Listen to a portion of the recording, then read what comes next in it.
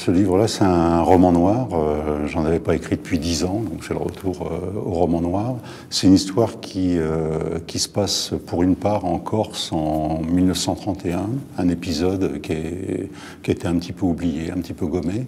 En 1931, il y a eu une expédition militaire en Corse, dans toute la région d'Ajaccio, qui était tenue par 3 bandits principaux.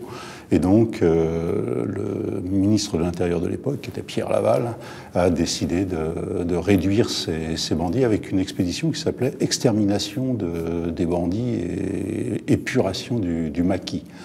Et donc il y a cet épisode-là, qui est un épisode de l'histoire de la Corse.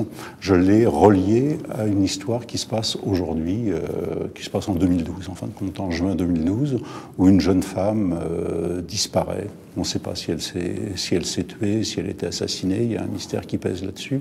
Et quelqu'un qui a été un amour de jeunesse va venir à son enterrement et il va être victime d'une tentative d'assassinat. À partir de ce moment-là, il décide de rester sur place et d'essayer de comprendre ce qui arrive à cette famille, qui est une famille qui possède énormément de terres dans la région de Propriano, juste en dessous d'Ajaccio.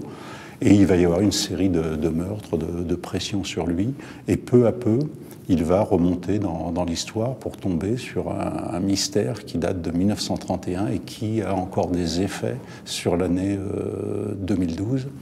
Et en cela, il va être aidé par, comme des petits cailloux qu'a laissé derrière elle cette Lysia disparue, dont un cahier avec des notes, et puis surtout 2 têtes de poupées mortes, des poupées qui représentent l'emblème de la Corse, comme ça.